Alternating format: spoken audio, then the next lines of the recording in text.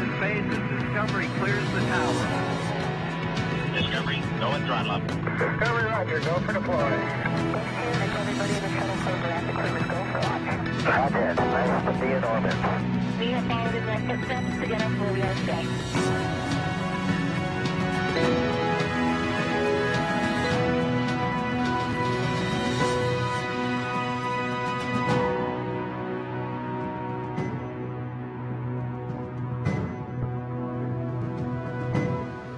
You're looking live at a United Launch Alliance Atlas V rocket on the launch pad at Space Launch Complex 41, where we are less than an hour away from the launch of Boeing's Starliner to the International Space Station.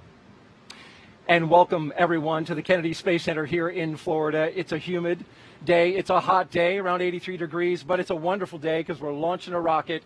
And we've got coverage for you, live coverage of Boeing's Starliner Orbital Flight Test 2. I'm Daryl Nail with NASA. And I'm Dee Russell with Boeing Communications.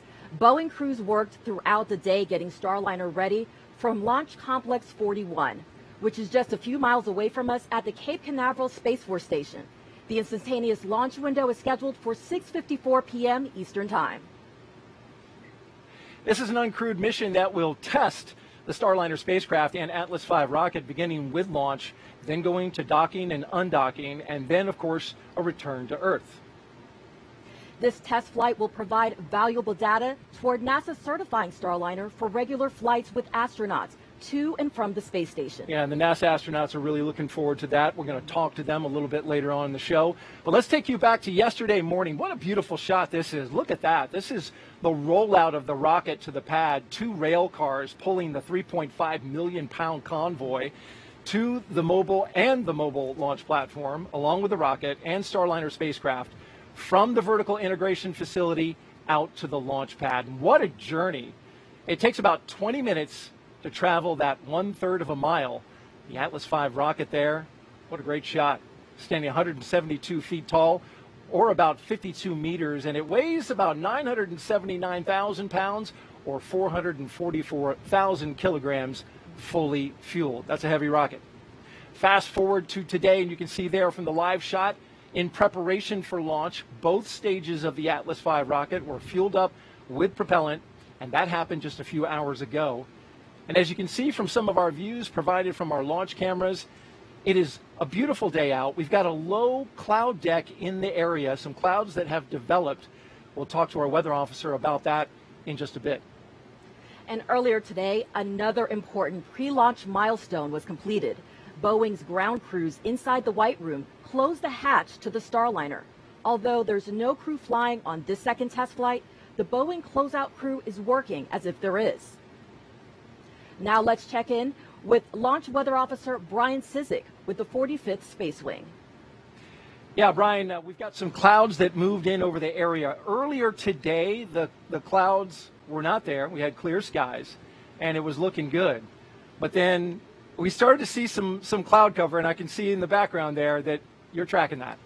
Yes, Dale, you're right. And actually, those high clouds that moved in, you're seeing that filtered sunshine behind you right now. Those actually really helped for our launch conditions today. And let me explain that a little bit. So we have this high upper level cloud deck, cirrostratus clouds that are moving into the area. And that actually limited the amount of surface heating that we got throughout the day. And that's how the atmosphere heats up. It's almost like a boiler plate from the bottom, so the surface heats, and that helps bubble up some of those showers and thunderstorms that we see so often here in Florida in the summertime. But as I mentioned, those clouds really help to limit that heating, so we saw a lot less shower and thunderstorm coverage than we would have otherwise seen throughout today. And if you look a little bit farther south, you can see where there was less of those upper level clouds, we actually had more of those showers and thunderstorms developing.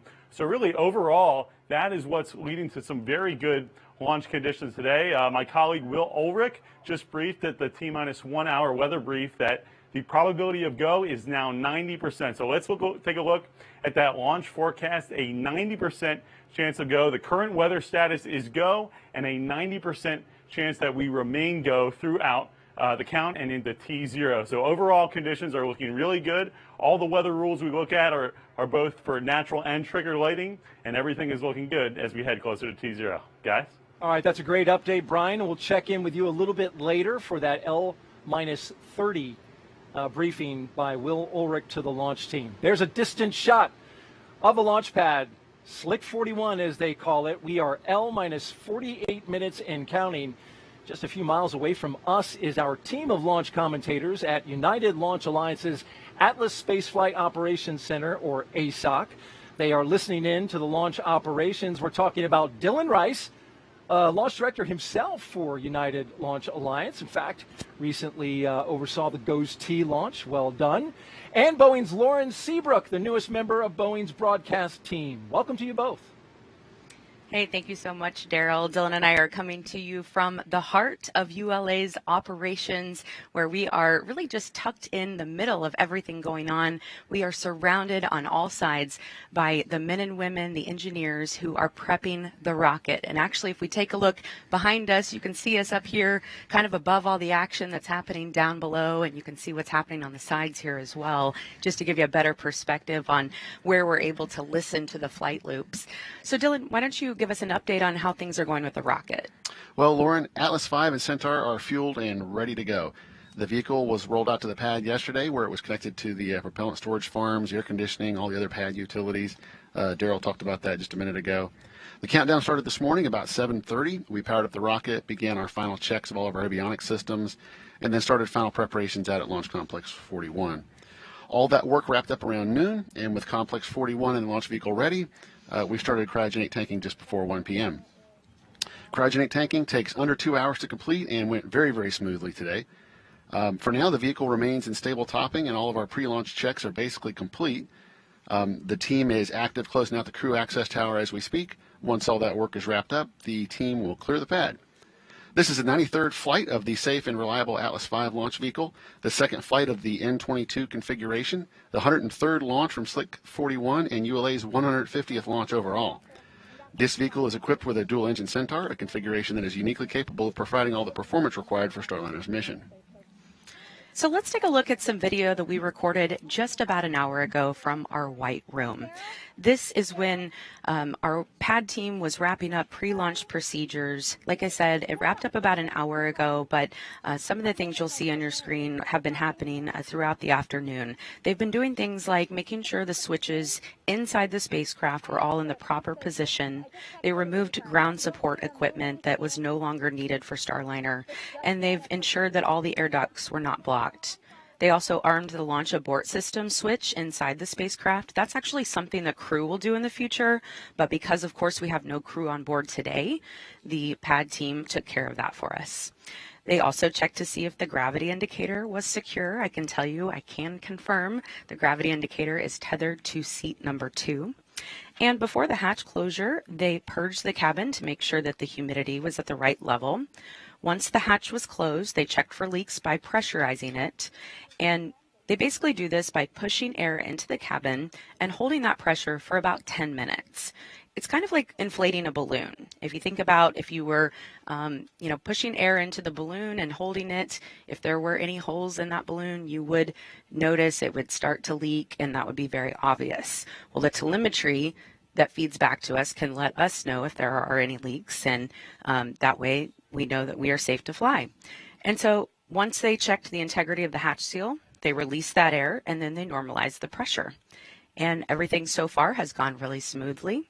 The entire pad team is actually called the Blue Team. It's made up of 5 people from Boeing and 3 people from ULA. And Dylan, they really work together, but they have a lot of different responsibilities. What are some of the things the ULA pad team members do? Well, the ULA team members are there to really manage the crew access tower system. So they're performing the safety checks of the tower and configuring the White Room prior to the team leaving the pad. Part of that configuration of the White Room will be retracting the Starliner access plank and raising the White Room environmental seal for launch. Once all that work is done, the Blue Team will clear the pad and head for the fallback area for launch. And we also watched a really special moment of the team coming together right at the end of finishing their closeout procedures. They were arm in arm, kind of had their heads bowed, had a final moment there with the spacecraft before they left. So it was a really special moment, and I'm sure it was special for them as well. So Daryl and Dee, we'll go back to you. Thank you very much, Lauren. It'll be good to see that pad team helping the astronauts get aboard that spacecraft here soon. And now, after the Atlas V launches with Starliner aboard, there are several moments to look for. Take a look.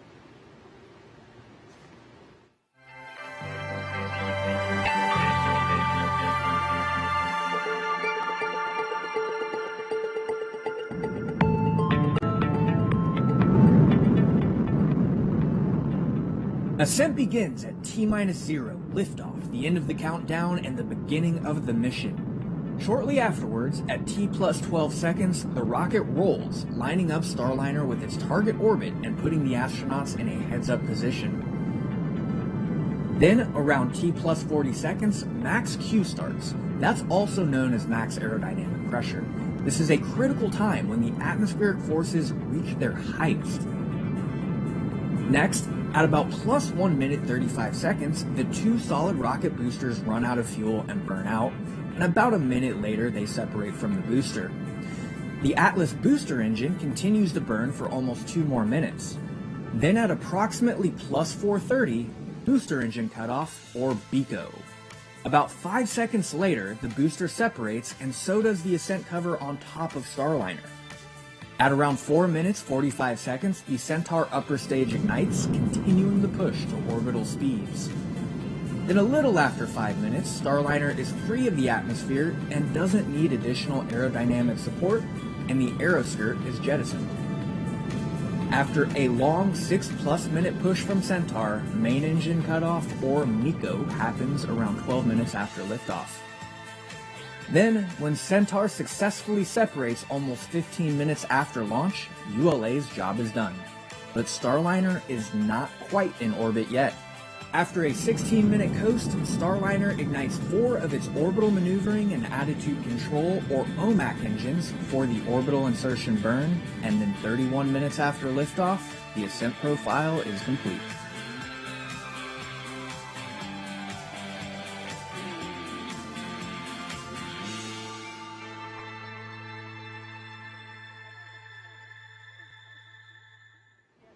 Controlling Starliner's flight to the International Space Station are the teams at Mission Control in Houston. Let's check in with the launch commentators we will hear immediately after liftoff.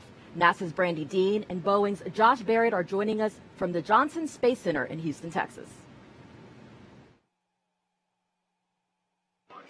Thanks so much, Daryl and Dee, and welcome to Mission Control Houston. Have a good evening. Josh and I have been listening in on the team's preparations all day now. They are controlled today by a team who's been here since about 1 p.m. Central Time, listening in and making sure everything is set for today's launch. They're led today by Flight Director Mike Lammers, a longtime flight director. He's assisted by Flight Director Rick Hempfling, who is helping him keep an eye on the weather and any constraints it may pose to us, particularly downrange at abort sites.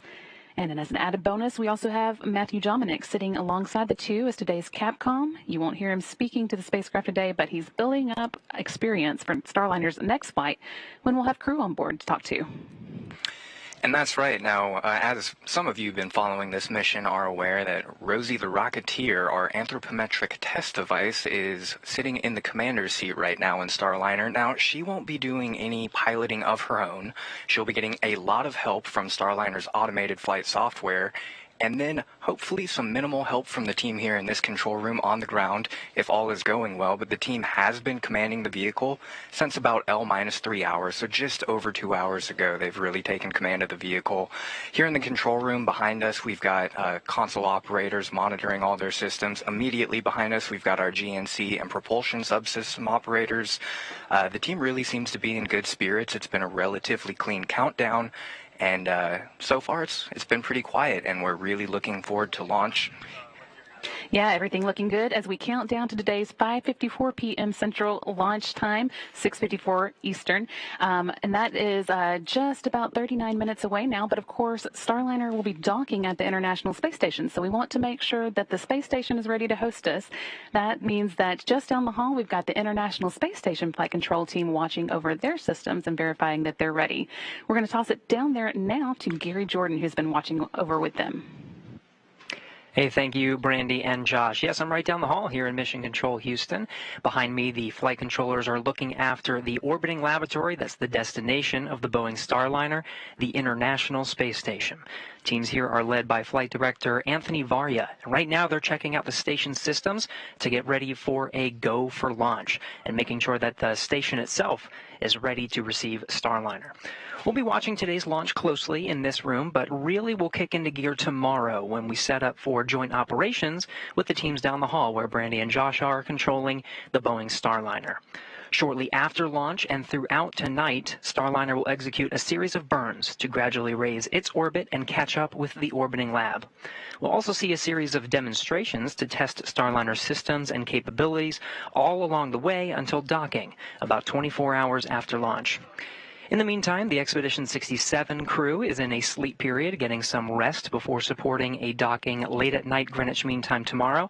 But we did hear that the crew requested to watch the launch through the broadcast, so everybody say hi to the crew. From left to right, we have NASA astronaut Bob Hines, European Space Agency astronaut Samantha Cristoforetti. Of Roscosmos, we have Denis Matveyev, Oleg Artemyev, and Sergei Korsakov. And rounding out the crew with NASA astronauts Jessica Watkins and Kjell Lindgren. Lindgren and Hines will be monitoring Starliner's approach and docking tomorrow. After tomorrow's docking, the crew will open up the hatches the following day and formally welcome the Starliner to the station. So again, the International Space Station flight control teams are getting ready to give their go for launch. In the meantime, let's get back to the action with Dee and Megan over at the Kennedy Space Center. Here to talk about the importance of this day is Kennedy Space Center Director Janet Petro, and she's with NASA's Megan Cruz. Dee, thank you so much. And yes, this is Janet Petro. Janet, thank you so much for being here. Thank you, Megan. Well, today's flight test is about certifying Boeing's Starliner capsule. Can you talk to us about what that means? Sure, that's right, Megan. This orbital test flight is going to be launching, of course, from here. It's going to be docking with the International Space Station, then it's going to be undocking, and then it's going to be landing in the Western Hemisphere. And this is an uncrewed test flight. And then this will allow us to be able to certify that vehicle so that we will then be able to put our crew on it for another test flight, and then that'll lead to services with the Boeing Starliner where we can purchase them. Right, so then once it's certified, then that means we have a second provider. How will that help NASA's commercial crew program grow? So when we started out this program, you know, we always wanted to have more than one provider. So having a second provider that we can purchase a commercial service from to transport our astronauts to and from the International Space Station gives us a reliability, a redundancy that we really need and we really want within our commercial crew program. And that allows us to do even more research on the International Space Station, allow us to do the technology development that we're going to need as we continue our exploration mission further out into deep space, back to the moon, and then on to Mars. So it sounds like a second provider is going to mean more launches from here on the Space Coast. You know, how has Kennedy Space Center been handling this ever-growing role as a multi-user spaceport? So it's interesting. I found a pamphlet in my dad's belongings that showed that as early as the 1970s, Kennedy was known as America's spaceport. And as you know, about 10 years ago, following the retirement of the space shuttle, we embarked on a transformation to a multi-user spaceport. And what you see out here today is a result of that transformation. And so you're absolutely right. We have an awful lot of launches from here. We are a very, very busy spaceport, and we're very, very proud of it. We have over 250 agreements, close to 100, 250 partnerships and 100 separate agreements out here today. And another just interesting fact, one of the first assets or facilities that we didn't need after the space shuttle program that we entered a partnership in is the very one that the Starliner was being built in today. So the C-3PF that the Starliner was manufactured and tested in today that we're going to launch on this test flight started more than 10 years ago with that used to be the Orbiter Processing Facility, or OPF-3 as we knew it. So, yeah, I love when things come full circle. Thank you so much, Janet. You're welcome. Thank you, Megan. Back to you guys. All right, thank you, Megan and Janet. Great history there on the Boeing facility here at Kennedy. Time now to find out how the countdown to the launch of NASA and Boeing's Orbital Flight Test 2 is going. We're at L-34 minutes and counting. So let's get back to the Atlas Spaceflight Operations Center with Lauren and Dylan.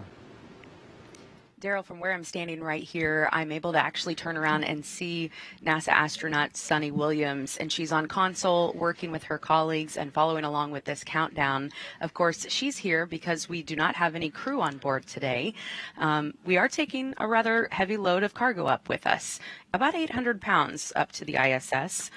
Rosie the Rocketeer is back, as you heard Josh mention earlier. Of course, she sort of stole the show last time, but what's really amazing is we were able to gain so much information from the sensors that were on her last time that now we've moved those sensors to other parts of the spacecraft and to the other seats in the spacecraft. That way we have a better idea of how other passengers will ride on Starliner. Now, having her in the commander's seat also helps maintain the center of gravity during the mission. And you can see she's wearing the OFT-2 mission patch on the right side of her chest. And, of course, the classic red bandana with white polka dots. Hers was actually autographed by one of the original Rosie the Riveters, May Cryer. She wrote to her, "To the moon and the stars." Our Rosie named that after that Rosie, of course, and they both embody inspiration, strength, hope, and determination. A famous World War II icon and Boeing factory worker who helped build planes at just 17 years old, Rosie the Riveter recruited scores of women to enter the workforce in record numbers. Today, Boeing continues its rich history of recruiting, supporting, and developing women. I can personally attest to that. And as of last year, women made up more than 24% of Boeing's workforce. Now, let's talk about some of the other cargo going up. They will also be taking NASA cargo with them, food and crew going up for the current expedition crew, and then we will be bringing back about 600 pounds of NASA cargo from the ISS. We will also be taking some commemorative items from many organizations that play a role in Starliner's development, including several American flags, mission patches, and other unique items that will make the trip to orbit. And then later we'll be able to give those back to 14 historically black colleges and universities throughout the U.S. So pretty cool for someone to have something tangible to be able to say this was once in space.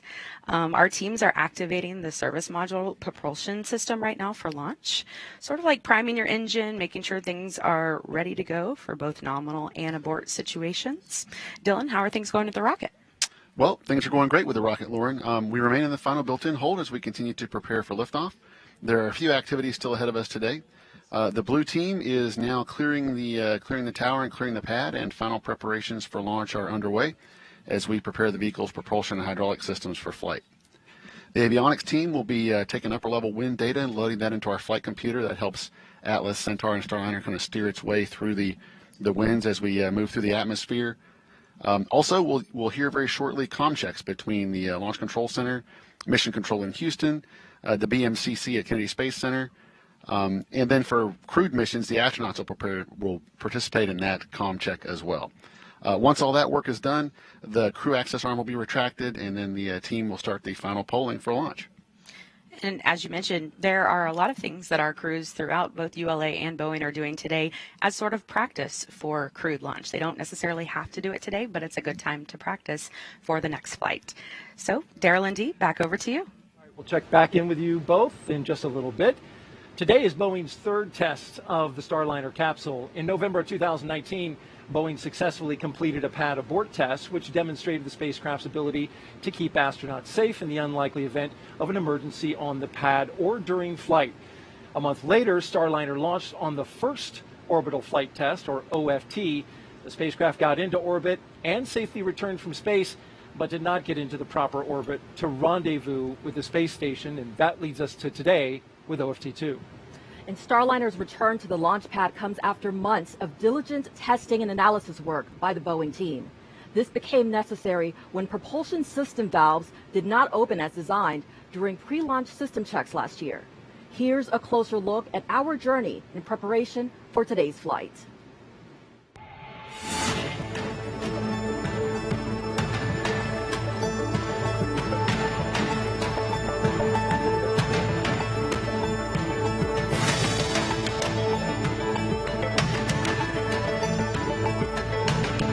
Three, 2, 1, and liftoff. The rise of Starliner and a new era in human spaceflight. We're right there again, ready to launch and excited for it. I walk around and see everybody, they have their A game on. It's taken a village, really, to get to where we are. On our day of launch for the first attempt of OFT2, we were going through our nominal day of launch procedures, our nominal checkouts, and we found that during our countdown to launch, we had valves that were not functioning properly. Last year's launch attempt was scrubbed because we could not satisfy some launch commit criteria that were put in place in order for us to have a safe mission. The team took a really hard look at the data and said, you know, we're not comfortable with flying. We have to fail to succeed. Failure is just something that, you know, it's going to happen.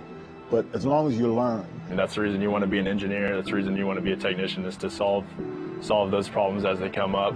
We carefully took a step back. We troubleshot the problem. We got to an understanding of what the failure was. We put mitigation in place, and we've proven that that mitigation works, and we've tested the valve several times in preparation for this flight. So for this flight, we are flying with a brand new service module. We are flying with entirely new valves, and we are also flying with an integrated direct purge system, which is going to keep our valves nice and dry and prevent that corrosion from forming. So we ended up with a higher quality product in the end, which is fantastic because we've learned a lot from it. We really took our time to get it right, because ultimately our goal is to fly astronauts safely to and from the International Space Station, and safety is paramount. People that are very passionate about the work that they do, they understand the importance of every little step that they take, and it contributes to making this vehicle the safest and of the highest quality. It's huge, really, to have a second crew transportation system. We really want that. That's the goal of the commercial crew program. Every decision that we make, we definitely have the astronauts' safety in mind. It's not only the astronauts that are flying it, but it's the people working around the spacecraft. Our goal is to keep everyone safe. Knowing, again, that our friends are going up there and are going to take this awesome ride to space and come back home, and we're going to be able to deliver them back to their families, you know, safe and sound. It's pretty special. It really is. I am very emotional about it, yes, because this has just been a passion of mine for a long time. First launch proved that we could meet two of the objectives. One was getting successfully into orbit, and two was landing the vehicle safely. This mission is all about everything that happens in between. We're going to launch. It's going to go great. We're going to come back home, and then we're on to the next one. Go Boeing. That is my last thought. It's 2 words. Just go Boeing.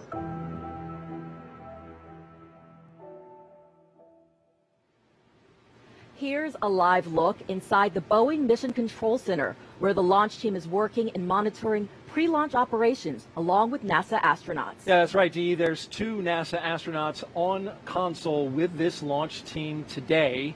They are Commander Barry Butch Wilmore and Mission Specialist Mike Fink. And there they are. They're joining us live from a room immediately next door to the BMCC because we didn't want to pull them too far away from their consoles. Hey, guys, thank you both for taking the time. Butch and Mike, you guys were some of the last people to see and look inside that spacecraft today. Mike, we have a shot of you actually doing some work. Tell us a little bit about what you did and what you saw and how you're feeling. Yes, Starliner looks great. Myself and our other astronaut, Sonny Williams, who, along with the Boeing team, who stayed up late last night getting the capsule ready. We performed comm checks back and forth to the Mission Control Center in Houston, to the Boeing Mission Control Center here in Florida at KSC. We did it all through the TDRS, which is a tracking and data relay satellite that we use for communication. So everything looked really good. We set up the switches. Rosie doesn't move so much, so we set them up for her, and we made sure the cockpit was ready for launch. Yeah, and I didn't go because Rosie took my spot. Well, she is anthropomorphic, not animatronic, right? So we did give her a high five on the way out. You did? We wish her all the best. She's going to get some great data for us too, especially for the launch loads and the landing loads, so that we know that it's going to be great for humans to go fly. We have a question for Mike Fink now. Why does NASA need 2 commercial crew providers? Well, we can't keep all of our eggs in one basket, and I think some of the words that we've been saying in the past couple of days is dissimilar redundancy. In other words, we have another way to go up besides the SpaceX and the Crew Dragon, and it's dissimilar. So we're not using the same rocket or the same capsule. So if there's something wrong with one, we can still have a chance to continue our continuous human presence aboard the International Space Station, and it allows NASA to not worry about the launches and landings for space station flights, so we can focus on going to the moon and beyond. Butch, how does an uncrewed test flight, which is autopilot, as you know, prepare you for your flight test, where you're going to be doing some of the manual flying of Starliner? Yeah, I tell you, it is uncrewed, and we are very jealous about that, but because this is human spaceflight after all, right? But this is a normal progression. This is a test evolution, right? This is experimental developmental spaceflight test. And as you go through, we're testing on the ground, as you know, all the different various systems. We're in the simulator testing software, hardware, and of course this is, like I said, the normal progression. So we'll go through the processes to go all the way to launch, rendezvous and dock, undock, fly around, return to Earth, and enter, descent, and landing, and all of that. And we learn an immense amount through all of those processes that are beneficial as we go forward, because like you said, we do have also flight test objectives to certify this spacecraft that we'll be doing when we have the crewed mission, which will be next, hopefully 6 months-ish or 6-ish months or so. So we'll get there eventually, but we have to get this one done first to make sure that we are in line for that crewed mission. Mike, how does a mission to low Earth orbit help with missions to deep space?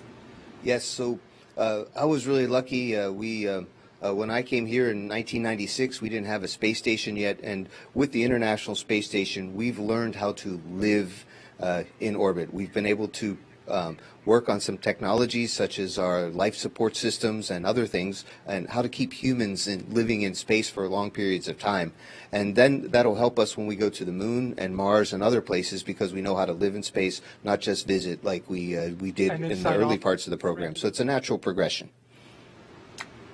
All right, very good. And you know what? You guys were both out there at the pad, and we have proof of it. We're going to throw up a picture. There you guys are in front of the rocket. That's a nice shot. I think, Butch, you're a little taller. Yeah, a little taller. Hey, we want to thank you both for being with us. Really appreciate your time. We'll let you get back on console. Outstanding. Thank you. Thank you. Go Starliner. All right, the 45th Space Wing just wrapped up a weather briefing with the launch team. Let's bring back in Weather Officer Brian Cizik to talk about what was discussed. Brian, Will Ulrich gave that briefing, your fellow launch weather officer. Any updates there? Yes, he did. Weather continues to look really good. As you mentioned, we just heard that brief from my colleague Will Ulrich, the lead launch weather officer on this mission, and weather continues to look very favorable as we head closer and closer to T0. So here's a little bit of a different look. Earlier we looked at satellite. Now let's take a live look at the radar. There's complex 41 and a 10 nautical mile ring around the pad that we're concerned about in terms of weather. And the one feature that you'll notice here, this squiggly line, that's actually the leading edge of the sea breeze pushing in, and that can often be a trigger for showers and thunderstorms in the summertime and late spring, as we're in right now. But notice really nothing going on across central Florida, and that's all thanks to those high upper level cirrus clouds really limiting the stability in the atmosphere. So we remain go for weather, and a 90% probability of remaining go as we head into T0. Guys, back to you. Fantastic update. Thank you very much. Brian Cizik, launch weather officer with the 45th Space Wing. Now we're getting down to money time. I know. The launch conductor is also talking to his team, and we want to carry that moment live for you. Bravo has So let's go back over to Lauren and Dylan at the Atlas Spaceflight Operations Center. Yeah, Dee, we are waiting to hear the spacecraft poll ahead. as well as the launch Yes, sir, we vehicle poll, verified. which will be coming up here shortly. But in the meantime, I want to tell you about some of the preps that have been going on with our team over the last month. Our team has been cycling through Starliner's isolation valves every few days since it was fueled up about 20 days ago, and that has continued while the spacecraft has been out at the launch complex. Just a few hours ago, they also cycled through one last time, meaning they made sure each valve opened and closed with no problem, and everything went well, and we are ready to fly. And they also just a few minutes ago were able to open the valves, and those will remain open through launch. So we are good to go on all all of that. Our teams have worked as well on the mission elapsed timer since OFT1 to ensure that it operates nominally today and during future flights. And before we came on the air, the spacecraft and launch vehicle were synchronized with the mission elapsed time at L-3 hours. That will be done again during the terminal count, and the flight director will verify it once we get into ascent. Now again, in just a few minutes, we are expecting the Starliner readiness poll. Let's take a live look now inside the Boeing Mission Control Center. That is where that poll will come from, and it is a very short poll. We will hear the spacecraft launch conductor, Louis Atchison, poll people inside that room in charge of the propulsion system and power and many other subsystems. We will hear 3 calls. One of those calls will come from the Mission Support Room Manager, or the MSR, and that's because after launch, this room actually turns into mission support as things shift over to Houston. So they are there to have their back of their colleagues over in Houston. We will also hear from the spacecraft test conductor during that poll, who monitors our power systems, and the 3rd call will come from the flight director over in Mission Control. So we are expecting that poll to happen here pretty soon, and I think we will stay quiet for just a moment and listen in for that poll.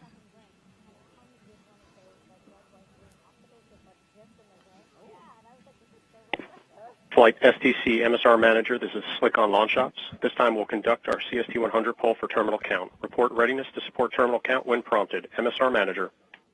MSR is ready. STC. ECT is ready.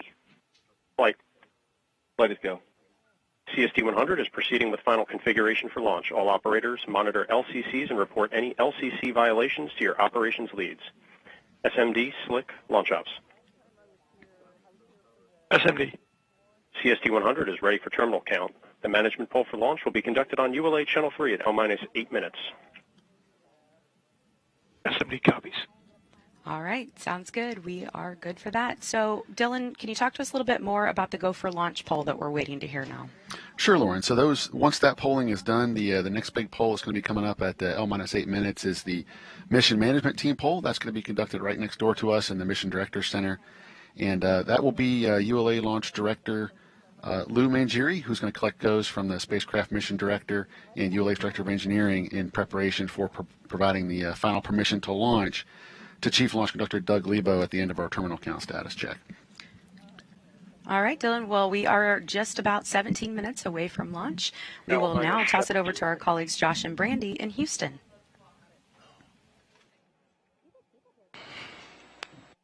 Thanks, Lauren. I feel like we've said the word poll a whole lot just now because it is this point in the countdown when a whole lot of polls happen. Actually, Flight Director Mike Lammers pulled his team right before he reported into our spacecraft launch conductor, Louis Atchison, back in the BMCC. I can't help but smiling because we're all go right now. It is very quiet here in Mission Control.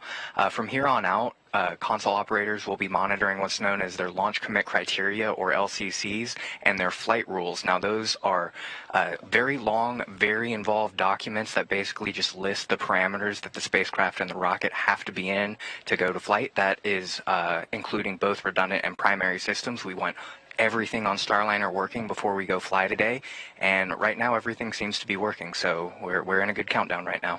That's right. There are just a few more milestones to get through before launch. One coming up in the next minute or so is the switching of Starliner from external to internal power. At that point, the spacecraft will be on battery power from there on out. But for the most part, the team here is just watching, waiting, and standing ready for launch, now 15 minutes away. We'll send you back to Florida for now, but we will be back with you starting at liftoff, so stay tuned. Daryl? All right, Brandy and Josh, thank you, and we'll see you then. NASA is relying on Boeing and several other providers to help sustain our permanent presence in space. Joining us now with more on that is NASA's Deputy Administrator and Space Shuttle astronaut, Pam Melroy. She's with me. Yeah, Daryl, of course, Pam Melroy, thank you so much for being here. Oh, I'm excited to be here. This is a great day. Yeah, absolutely. You know, you flew on 3 shuttle missions, I'm telling you, like you don't know, all to build the International Space Station. So with that in mind, how does it feel to be here today as NASA works to certify a second provider, meaning more trips, hopefully, to the International Space Station? Oh, this is a great moment. You know, when we built the space station, we were really focused on all the amazing science that we could do and the innovation. And so now having another way to get there just gives us more resilience. It allows us to do even more science. And I think as a former shuttle astronaut, at a time when there were only 2 human spacecraft that were available in the entire world, and now we have more, and that means more people can go to space. And the innovation that happens at the space station is just so exciting to think about. Yeah, I love how you light up when you talk about this, because tell me, I mean, it's so important to sustain this permanent presence in space, right? It's incredibly important. We hope to go out into the solar system with humans to do science and to explore. And those are really long trips. So we really need to understand how to live and operate in space. The International Space Station is providing critical technologies that we are testing to go onto the moon and out to Mars and even beyond. But in addition to that, what we've really found is that having a lab allows us to have more innovation. So the shuttle only flew 5, 6, 7 times a year for about 10 days to 2 weeks at a time. Now we have more payloads, more experiments. We have commercial research going on the station. So that permanent presence allows us to make so much more progress. Yeah. So as a former astronaut, as a former test pilot before that, you know, can you give us some insight into how our NASA astronauts must be feeling today as they watch this uncrewed test flight? Well, for test pilots, in God we trust, everyone else brings data. So what you see as a test pilot is the fascination with, okay, how's everything going to work? What we have learned through many years in the aviation side is that the engineers do their best, but there's always things that happen that you don't expect. And so really that's what the crew is looking for. They're looking for what worked, what we need to continue to work on. That is actually the meaning of a test flight. So it's, as a tester, it's actually a great moment to see it come together. Yeah, to get that opportunity. Yes. Perfect. Janet, thank you so much. Oh, Pam, thank you so much. I really appreciate you being here. Thank you. I'm thrilled to be here. Back to you guys. All right, thank you very much. And we are L-minus 12 and a half minutes and counting until liftoff. And you can see behind us the rocket's on the pad. Atlas V Starliner is ready to go. We just heard that the launch team saying it's a great day, a beautiful day to go fly Starliner. We are anticipating it. It is a lot of anticipation out here for this one, and ULA and Boeing are finishing up their preparations for launch. And so we want to give you one other note. Once Starliner launches, the ISS, its destination, will be flying 257 statute miles over the North Atlantic. Now let's head to the Atlas Space Flight Operations Center, where Lauren and Dylan will tell us what those teams are doing, and then they will count us down to liftoff. Hey, Dee, Starliner is just about ready to switch over to internal power, so we're waiting for that. And then also we are going to start seeing that crew access arm start to retract back, and we will see it move quite slowly today. But Dylan, if it needed to, in case of an emergency, it could really get out of there pretty quickly. Yeah, that's right, Lauren. And I just heard the command get given to start the crew access arm retraction. But that crew access arm rotates 120 degrees back to the crew access tower. It takes just under 2 minutes to do, but it can be redeployed in about 15 seconds in the event of an emergency. With no crew aboard, we won't see anything like that today. All right. And we do want to let you know that after liftoff, Dylan will do the flight dynamics from here in the ASOC. Then Brandy and Josh will continue their commentary from Houston through ascent, spacecraft separation, and the orbital insertion burn. We also want to let you know today that we are updating our internal camera system on Starliner to have more live views inside in the future, but for today we'll be able to watch cameras on the rocket. We will also have live telemetry feeding back that will provide us with a real-time look at a spacecraft model that we will be able to take a look at and know exactly what's happening with the spacecraft when video is not possible as it moves through the dynamic phases of flight. So we are coming up on L-10, getting very close here, and we are now waiting to hear the next call, which will be to verify that Starliner is on internal power. And we were going to listen into the loops for just a few seconds.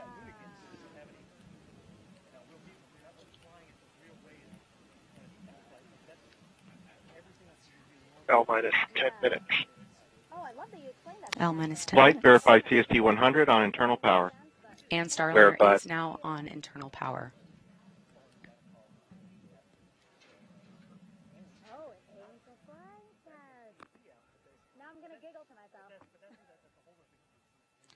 Today is an instantaneous launch window.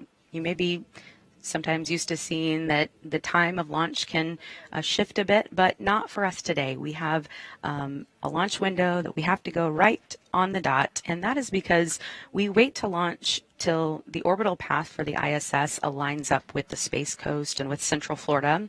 And then once we get up into orbit, Starliner essentially plays a game of catch-up with the space station. It just works to catch right up to it and eventually reaches the same speed of more than 17,500 miles an hour.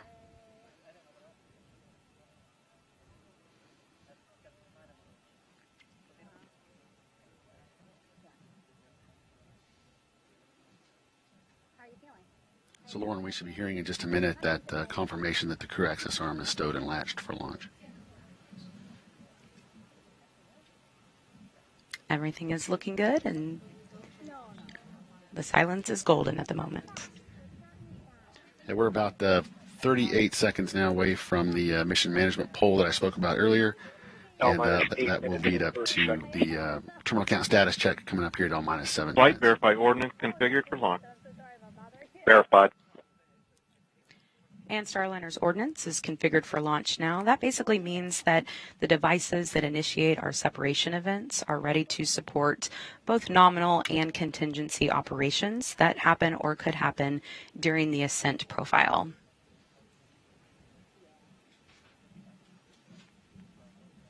L-8 minutes. We are 8 minutes to launch.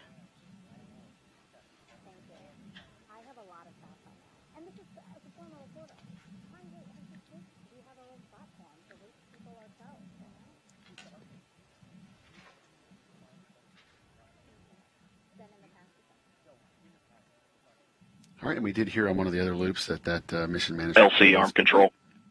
Go ahead. First step 260. Crew access arm stowed for launch. Roger. And that call indicating that the crew access arm is now stowed and latched for launch. LC switch to ready position. All steps are complete prior to the status check.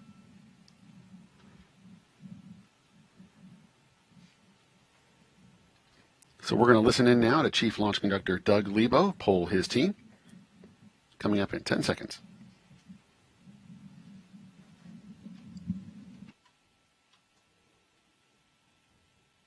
L-7 minutes. Status check to proceed with terminal count. Atlas systems, propulsion. Go. Hydraulic. Go. Pneumatic. Go. LO2. Go. Water. Go. Sensor systems, propulsion. Go. Pneumatic. Go. LO2. Go. LH2. Go. Has gas. Go. Electrical systems, airborne. Go. Ground. Go. Facility. Go. RFFTS. Go. Flight control. Go. GCQ. Go. Op support. Go. Com. Go. Umbilical. Go. Arm control. Go. ECS. Go. Redline monitor. Go. Quality. Go. Op safety manager. Go. ULA safety officer. Go. Vehicle system engineer. Go. Anomaly chief. Go. Range coordinator. Clear to proceed. Flight director. Houston flight is go. Launch director. You have permission to launch. Proceeding with the count. ALC, verify T0 is set for 22:54:47 Zulu. Verified. L-6 minutes. And Lauren, you heard it there. It goes all the way across the board. The clocks are set, and we are ready to pick up the count on time for a liftoff here in just under 6 minutes. And Lauren, I'll just tell you that we have executed the status check many times. We've pulled for launches to the Sun, the Moon, Mars, Jupiter, Pluto, all manners of Earth orbits. Every mission and every countdown is unique and exciting, but the ULA team is absolutely thrilled to put Mighty Atlas back in service of human spaceflight. And I know that that's something the astronauts have told me, that they feel so confident about eventually riding on top of an Atlas V rocket because it's been all over the solar system. It's pretty amazing. It's an amazing machine. We should be hearing Starliner configured for terminal count here in just a few seconds. L minus 5 minutes. LC flight, Starliner configured for terminal count. Roger. There you go. Starliner is now configured for terminal count. L minus 4 minutes and 45 seconds. All steps are complete prior to terminal count. And Lauren, with that call, that all of the work is now complete, and the computers are going to take over the automated countdown at T-minus 4 minutes, coming up in here in just about 30 seconds. L minus 4 minutes and 30 seconds. Just a beautiful shot there.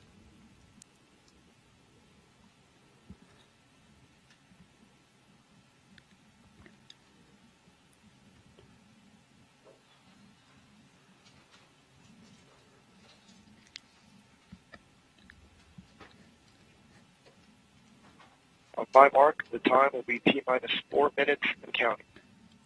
3, 2, 1, mark. 3:55. Ground pyros enabled. Ground system ordnance has been enabled.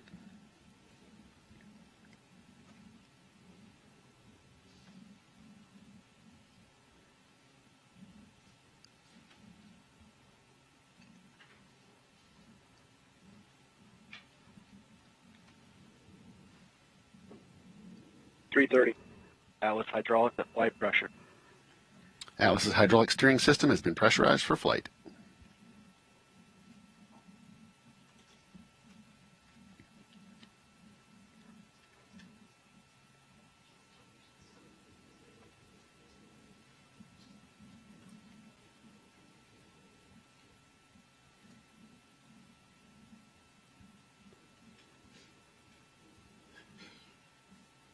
Three minutes. 3 minutes to launch. Securing LO2 topping. Pressurizing Atlas tanks. Topping of liquid oxygen in the Atlas has now completed, and Atlas propellant tanks are SPS pressurized internal. for flight.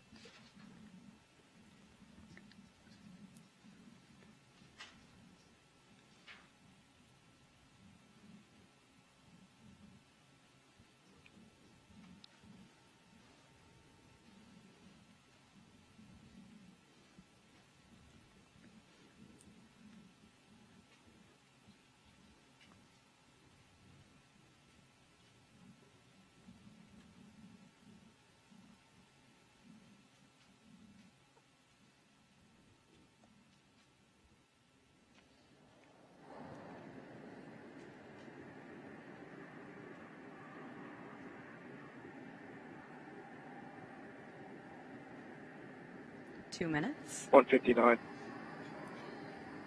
Vehicle internal. 1:55. Bot sequencer start. 1:50. Securing Centaur LH2. Securing Centaur LO2. Centaur hydrogen and oxygen are now at flight level, and topping is being terminated. 1:40. Launch enabled. 1:37. SDSR.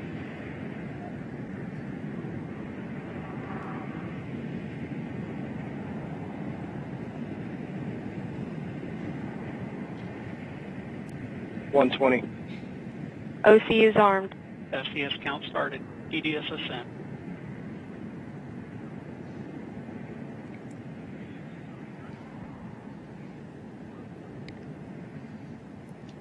EDS armed and ready means the emergency detection system is now armed.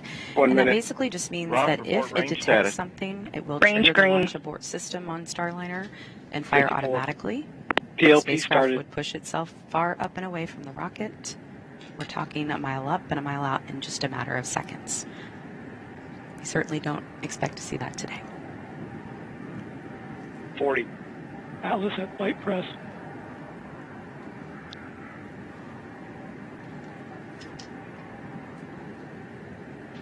.30. 30 seconds. Centaur at flight press. Vehicle is now pressurized for flight.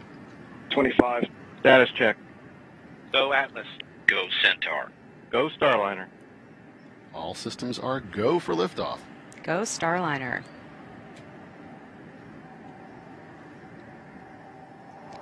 10, 9, 8, 7, 6, 5, 4, 3, 2, 1, and liftoff. Starliner is headed back to space on the shoulders of Atlas, powered by a workforce dedicated to its success.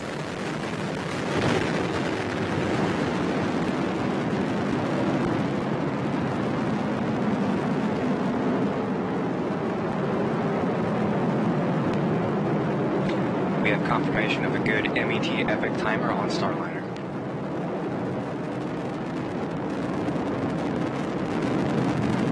Atlas executed its roll program. Already ready is now Engines throttling attitude down to with the maintain crew in a acceptable heads-up dynamic position if pressure we on had the crew on vehicle. board today.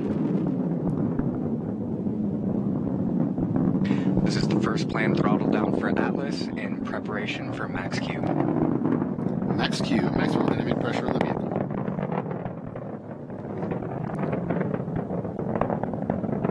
Right now, atmospheric forces are the highest Starliner Atlas will face during the uphill climb.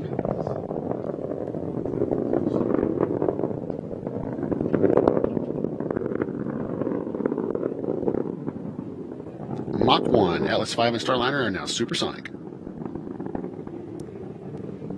Vehicle now throttling up. Up next in about Engine 20 response seconds, is looking good. Starliner's 2 solid rocket boosters will run out of fuel and burn out.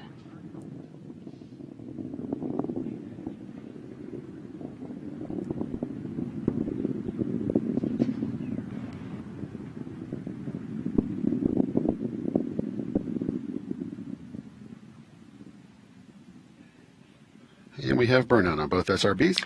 Good crew module forward link connection. Already ready is throttling back up to full thrust.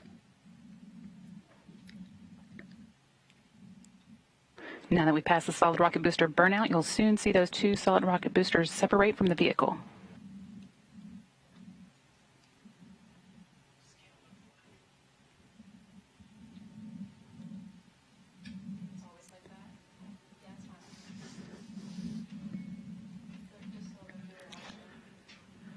Atlas 5 now weighs just 1/2 of what it did at launch, burning propellant at a rate of 2,800 pounds per second.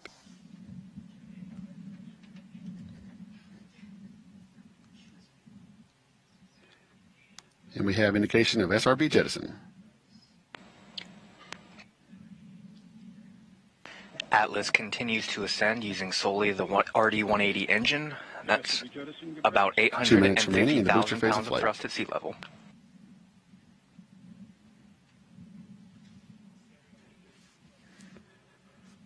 Already ready is throttling down slightly as expected. Engine response looks good. Teams here on the ground confirming Starliner has a good trajectory. We're now 2 minutes and 55 seconds into today's flight, flying at an altitude of 56 kilometers.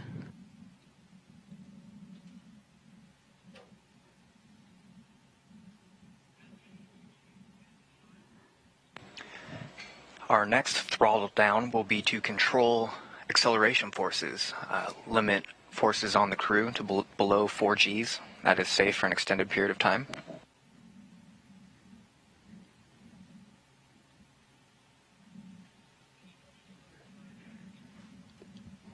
One minute remaining in this burn. 1 minute to BECO. Already ready is now throttling to maintain 3.5 G acceleration on the vehicle.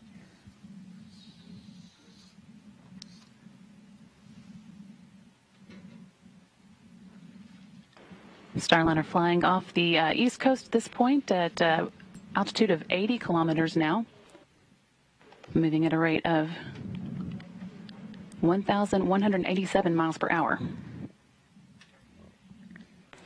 It's just passing North Carolina and Virginia off the northeastern seaboard.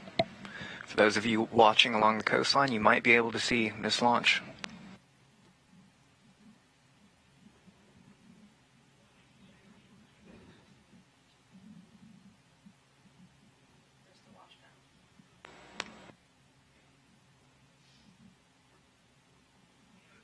And we have BECO, booster engine cutoff.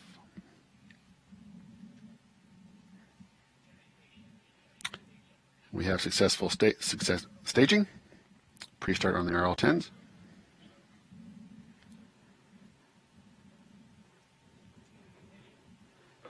We have ignition on both RL-10s.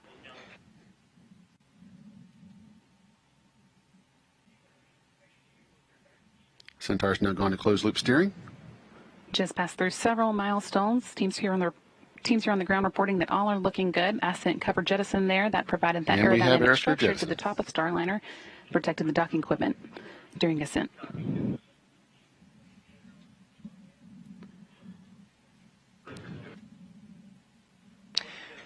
And now that Starliner and Centaur are free of the atmosphere, well into the vacuum of space, that aeroskirt has been jettisoned.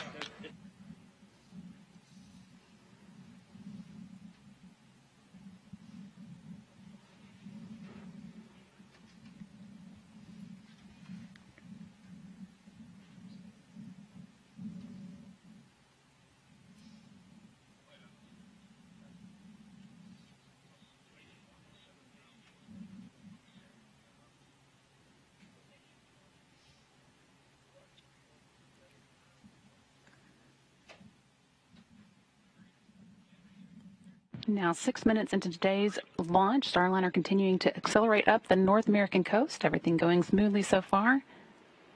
Starliner and Centaur have been taking through their ascent milestones right on track, including the booster stage separation, Centaur ignition, and aeroskirt jettison. A number of status calls we'll be listening for in the next several minutes, but if all continues to go well, the next major milestone to watch out for is the main engine cutoff, when Starliner will be officially in space.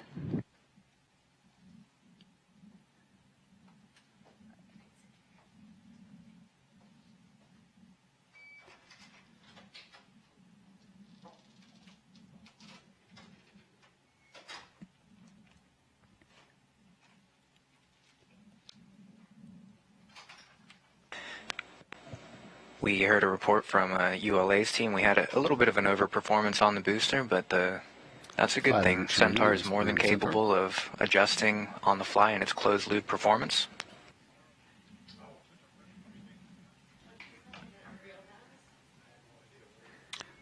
Centaur pressures are stable. Centaur looks good.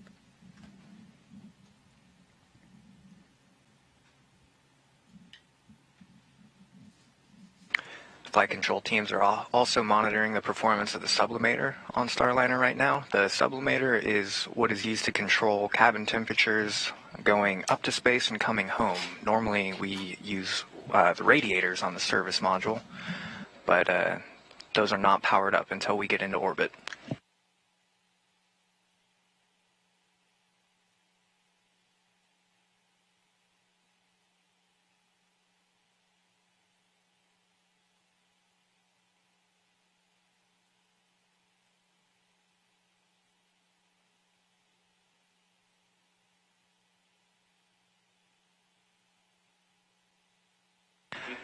We heard confirmation that St. John's abort zone is open. We pre-select these splashdown zones in the case of any needed aborts. The first one would be off the coast of St. John's, Nova Scotia. We just heard the flight dynamics officer report everything is pretty good.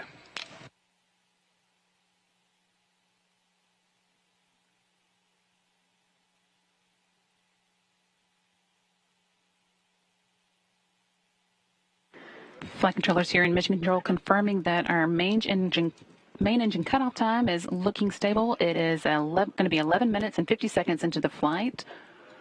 We are now 8 minutes and 50 seconds in, so that's still about 3 minutes to go until we hit that milestone.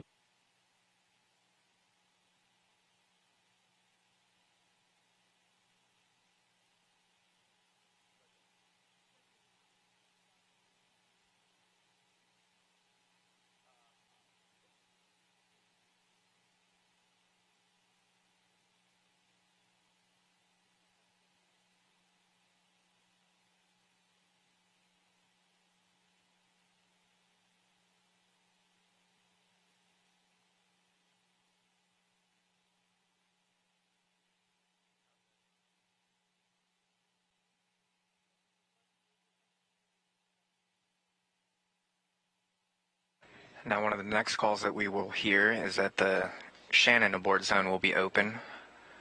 Now, you can see on your screens that Starliner is making its way up the North American coast, just starting to go into the Atlantic Ocean, northern Atlantic Ocean. We pre-plan our flight trajectories, so we would not abort a crew into the middle of the ocean. They'd be near enough to land for quick and speedy recovery. So we're still in that St. John's abort zone. Expect to hear that Shannon open call coming. And we just heard that call. Shannon now open, so Starliner could potentially make that abort landing off the coast of Ireland now if needed, but so far no reason to think it will be.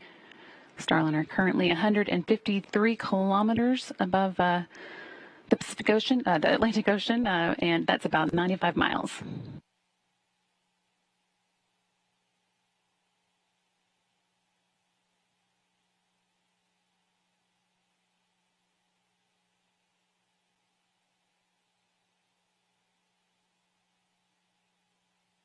$60 seconds to Miko.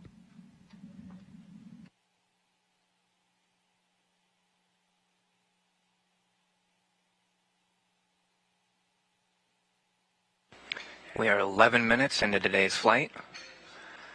Centaur and Starliner are passing Mach 23, Mach 23.3 and counting.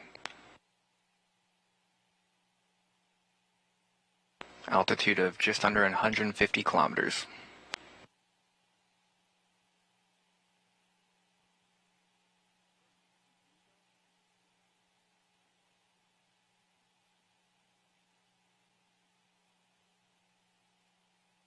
Miko's main engine cut off when both of the dual engine Centaur RL-10s are scheduled to shut down. That again is coming up at 11 minutes and 50 seconds, about 5 seconds away now.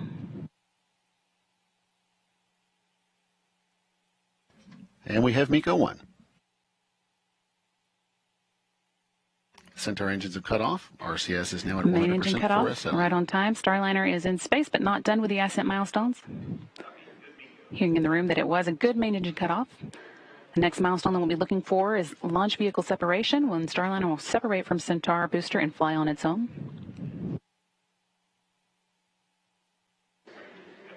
Even after that happens, we'll have about 15 minutes until our final major milestone in today's ascent, the orbital insertion burn that will raise the perigee, or low point of Starliner's orbit, out of the Earth's atmosphere. So stick with us. We're not done yet. Now 12 minutes and 30 seconds into today's flight.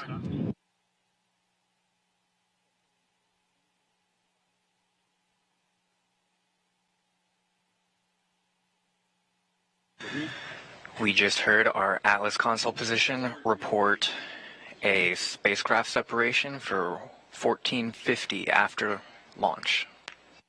Still about 2 minutes away. Now, right now, ULA teams are confirming that Centaur is in a good configuration for separation, making sure that all of the pressures in the tanks are stable, and it will be able to conduct a proper disposal burn later.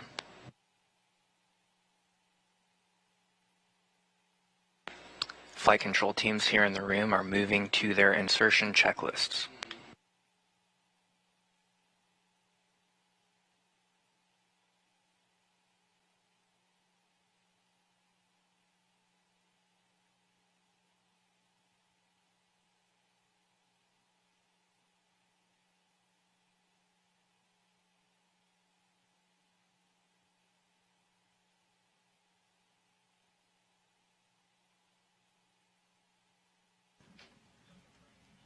$60 seconds to spacecraft set. Centaur has now achieved its separation attitude.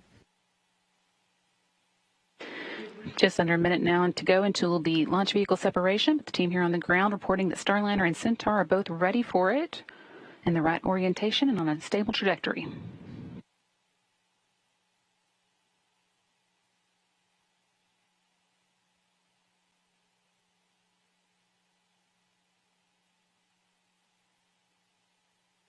$30 seconds to Starliner separation.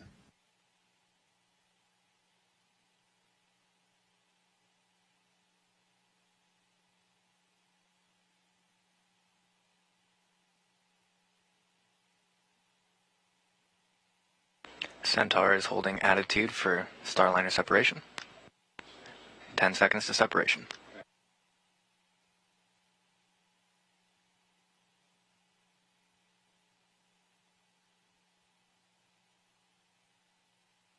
And we have confirmation of Starliner separation.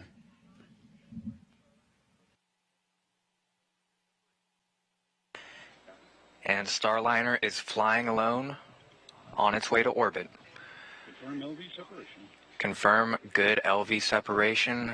Thanks, ULA, for a smooth ride to space, and thank you, Dylan, for your help on that ascent commentary.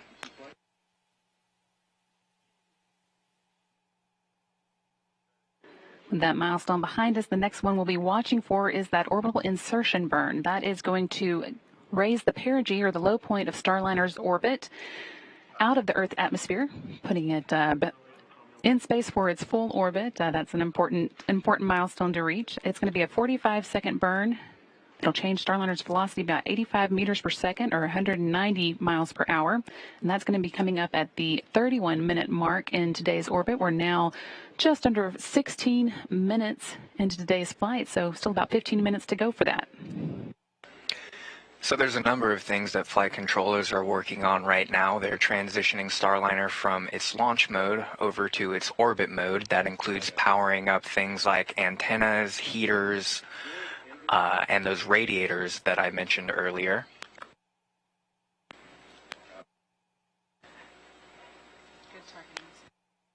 We have good targeting for orbital insertion, a good forward command link, and a good MET epoch timer. Starliner making its way over the North Atlantic. Some other things going on right now. They are powering down some what's called demonstration flight instrumentation. We have some extra sensors on there for these demonstration flights. We have more of them on during power descent, but we don't need some of those right now, so flight controllers are powering some of those down. But some other things that are powering on include those propulsion line heaters. When in the vacuum of space and in the Earth's shadow, it gets quite cold, around negative 250 degrees, so we want to make sure those propulsion lines don't freeze. And the radiators are those little small silver discs you might be able to see on the side of the service module. If you remember your high school physics, the only way you can get rid of heat in a vacuum is through radiation. And so that sublimator will be powering down, and the radiators will be taking care of the heat management for the rest of the flight until we get ready to come home. Some things that you also might be seeing on your screen are some RCS jet activations. Those are just helping the target for that orbital insertion burn.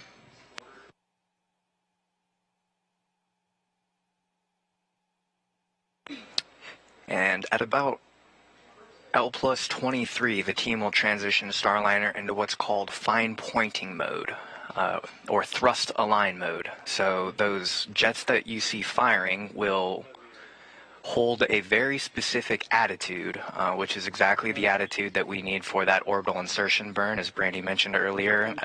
We want that 85 meters per second of delta V to be going in exactly the right direction.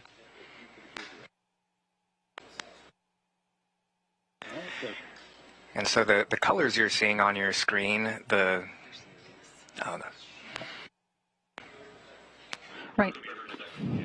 The colors you're seeing on the screen are indicating Starliner's track right now. Starliner is currently coming up on the coast of Europe and is about 224 miles, 139 miles, 224 kilometers above the Atlantic Ocean as it makes its way to the topmost or highest part of this orbit. It will be heading southeast over Europe and a little bit of Africa in the next few minutes as it begins its journey to start catching up with the International Space Station.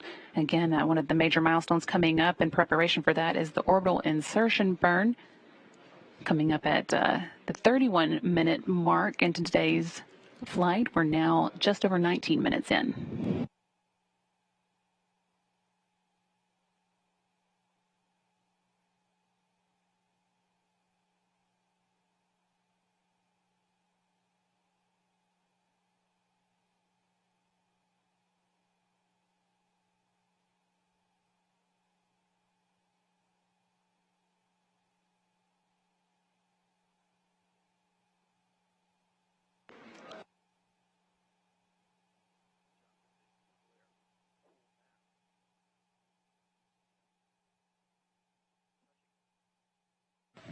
Confirmation, we still have a good forward link command connection.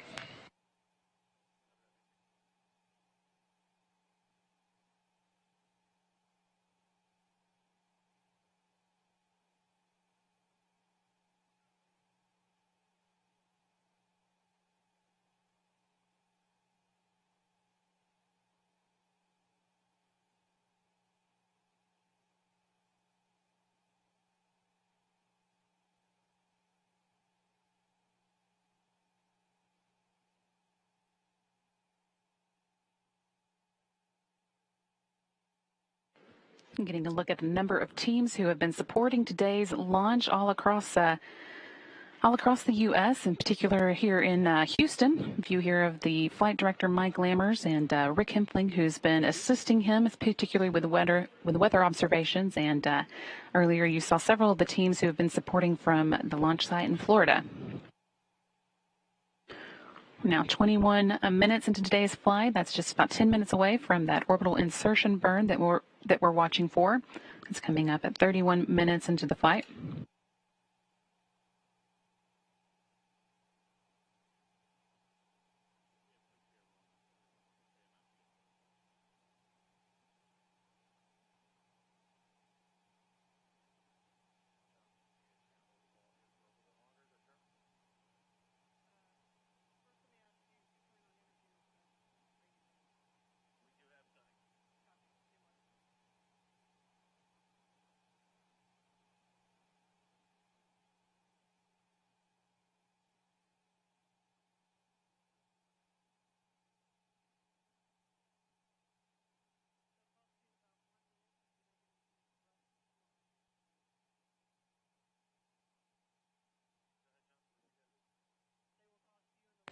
So we're about a minute away before the flight controllers put Starliner into its thrust align mode.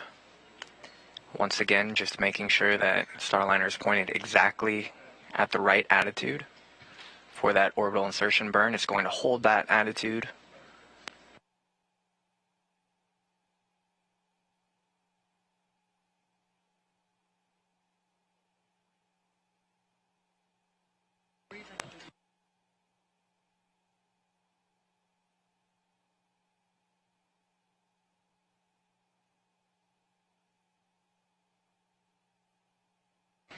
It is otherwise very quiet on the flight control loops, which, as Lauren said earlier, silence is golden.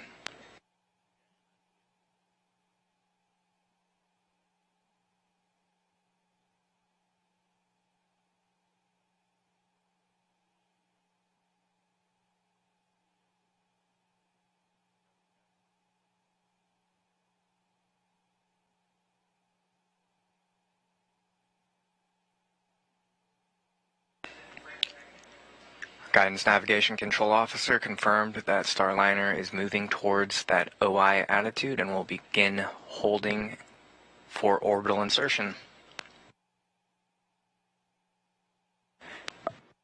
With that, we're going to take a minute to pause and toss it back to Lauren in Florida, who I believe has a special guest there to talk with before they wrap up their coverage for the day. Lauren? Hey, Brandy, thank you very much. Yes, joining me now is NASA astronaut Sunny Williams. Thank you so much for being here, Sunny. Thanks. It's great to be here today. And I know you've been following along. I've actually been able to see you from my perspective up here. I saw you in the moment of liftoff. You had your game face on. What was going through your mind at that moment? Yeah, it's pretty amazing. Actually, leading up to this, I've been thinking about all the teams all over the country who are supporting this. You know, of course, here in Florida, but then back in Houston and Denver. It's just a huge team to get this thing off the ground and to get Starliner into flight. So at the moment of liftoff, I have to admit, though, I was thinking about what it's like to be sitting inside of there. So, you know, unabashed to just imagine what it will be like for the next launch when we have people riding in Starliner and this Atlas V being a human-rated rocket. It's pretty awesome. Yeah, we heard the guys earlier saying they were jealous about Rosie. Absolutely. Well, just a few months ago, we were talking about how much confidence you have in the Atlas V rocket. And what made you say that? Yeah, you know, we've been here a couple times watching launches, of course, not only for Starliner, for OFT the first time around, but also for other payloads that have gone up on the Atlas V. And, you know, they're pretty expensive. I told my mom at one point in time, if they're putting that expensive payload on top of that rocket, I feel pretty good about that. And I know the team, I've been here, talked to a lot of people who have worked on this, this rocket, both here, Decatur, for example, as well in Denver. And I understand the engineering, or at least I tried to understand the engineering that goes into this complex machine, and they are A plus people doing just such a great job. So I know that their hearts are with us and ready to launch humans into space. Well, we are waiting for that orbital insertion burn. It is a very important milestone for Starliner. What are you watching for here? Yeah, we just want to make sure that that burn goes off without a flaw. We get circularized around the planet, and then we can all take a deep breath and let the spacecraft fly for a little bit and get ready for the rendezvous profile for the ISS. So I think that is really what we're waiting for, just to make sure it's going to happen correctly, which all indications are great. The spacecraft is working well. Now, Sunny, I see you at the office quite often. I see the guys at the office quite often.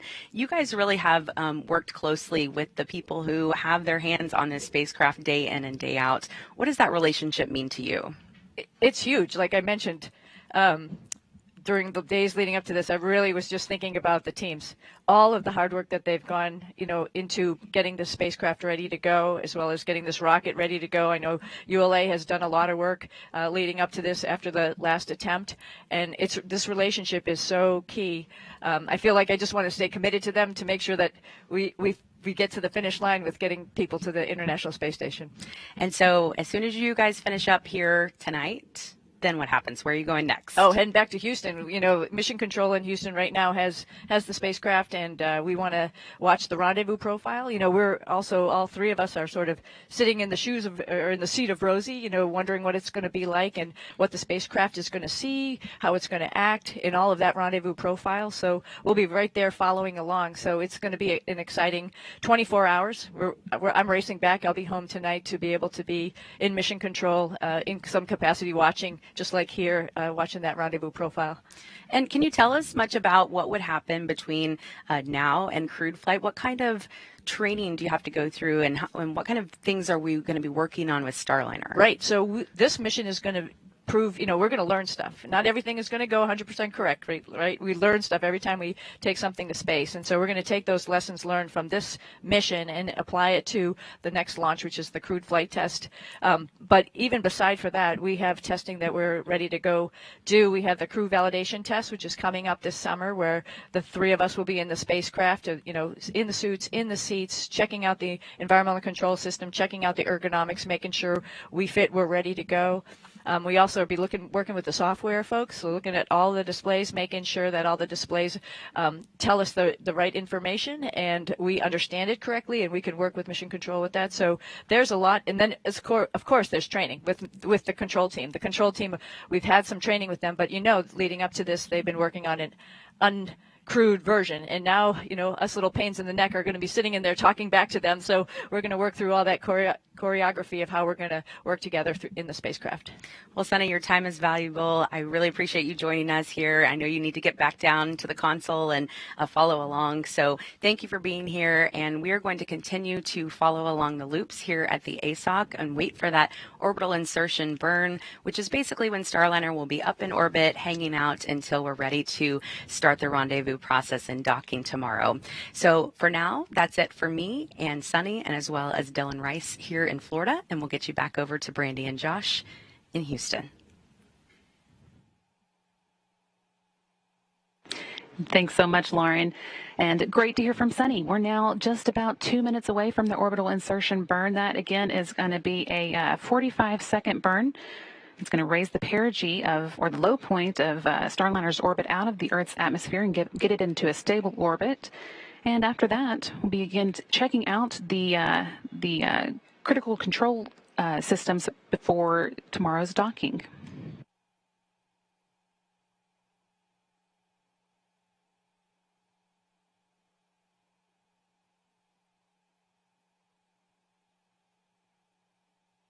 Minute and a half until the orbital insertion burn. Starliner is in the burn attitude.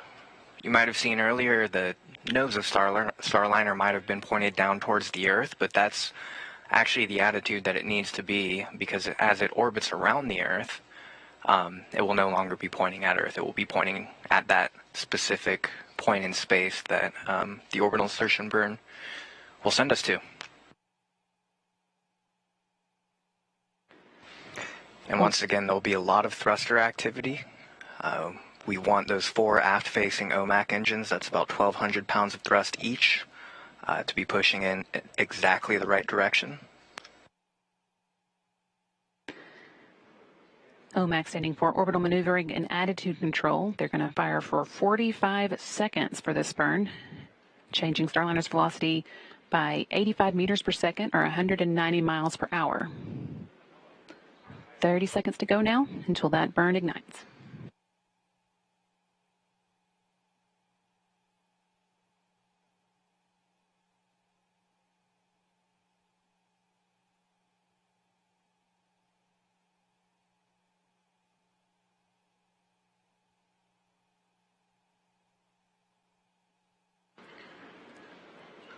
Orbital insertion burn starting in 5, 4, 3, 2, 1. Again, this burn is going to last for 45 seconds. Teams here on the ground reporting 4 good orbital maneuvering and attitude control thrusters.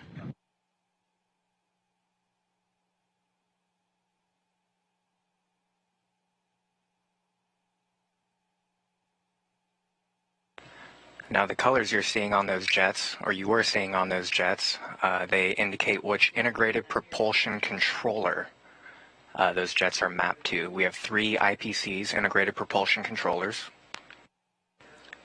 OI cutoff in 5, 4, 3, 2, 1.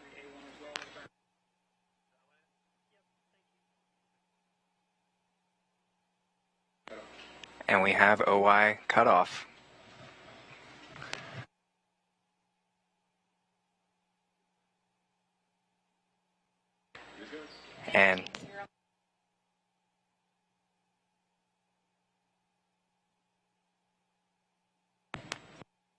And we have confirmation from Flight Director Mike Lammers. We have a good orbital insertion burn. Starliner is in a stable circular orbit on its way to the International Space Station.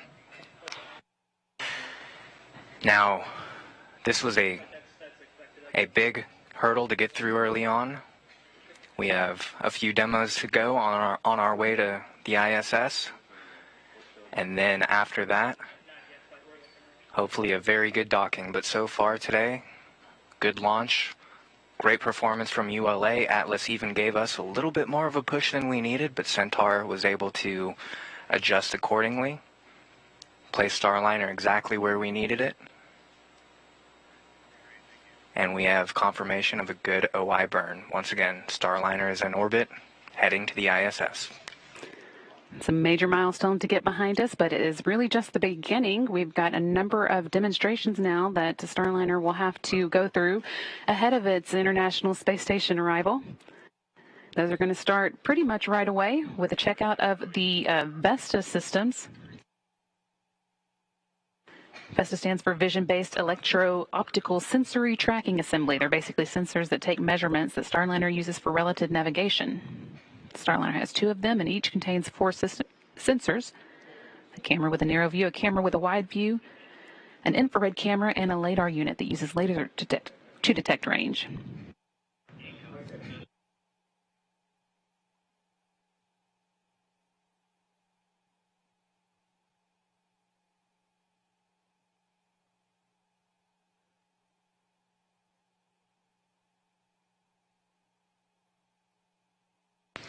Just a couple more things they're working through on their orbital insertion checklist. We have confirmation good radiator activation.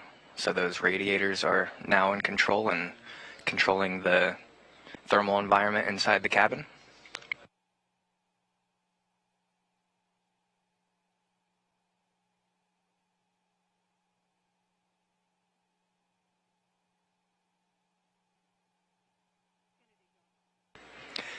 And going back a little bit, just to help you guys learn a little bit about Starliner, going back to those IPCs, that blue, green, and red is what propulsion controller each of those thrusters are mapped to. So if you think of the flight controllers like the brain of Starliner, the IPCs are kind of like the nervous system, translating kind of those commands into movement. So we'll see the team continue to exercise those throughout the flight.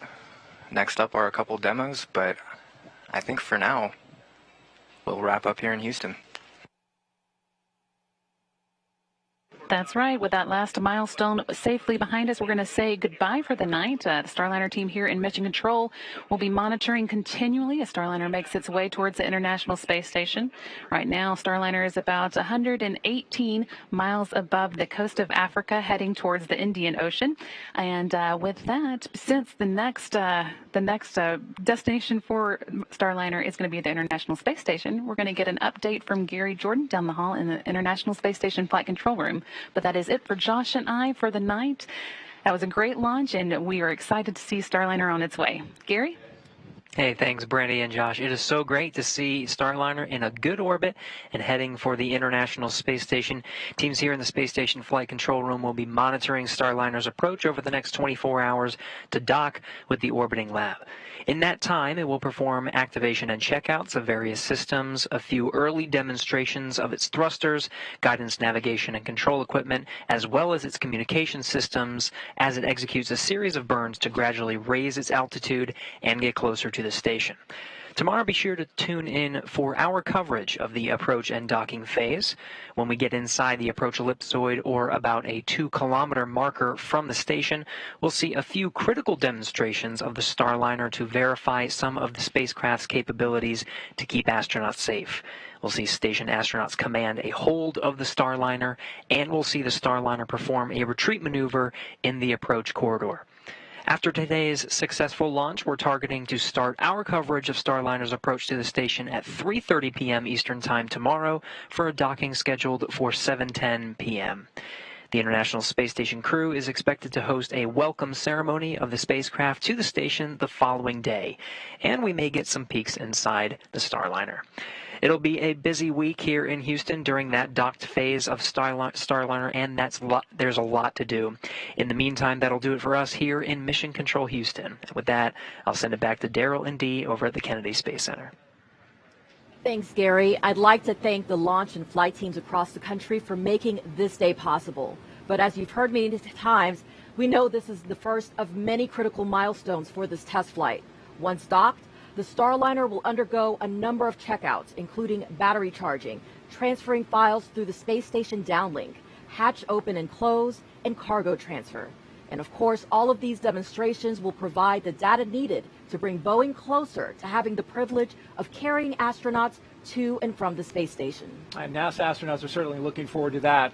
The docking that you mentioned, scheduled for a little bit less than 24 hours from now at 7:10 p.m. Eastern Time. And while we're talking schedules, make sure you stay tuned for a post-launch news conference at 9 p.m. Eastern Time on our website, nasa.gov/live. And NASA, Boeing, and ULA leadership will be on hand to answer questions about the OFT-2 test flight up until this point in time. Until then, and then afterwards, you can find updates at nasa.gov/commercial crew, all one word. And then, of course, you can follow us on Twitter, as you can see there on the right-hand side, at commercial_crew.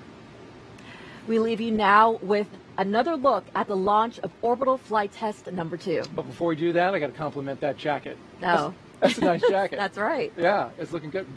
Keep your eye on it. Yes. Somebody might burgle it from you if you're not looking.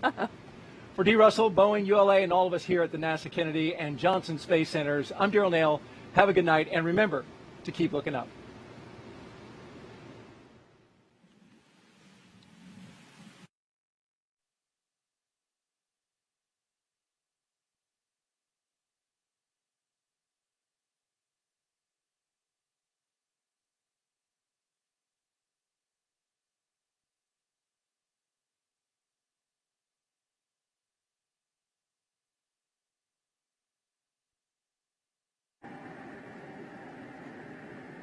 Two minutes. 159.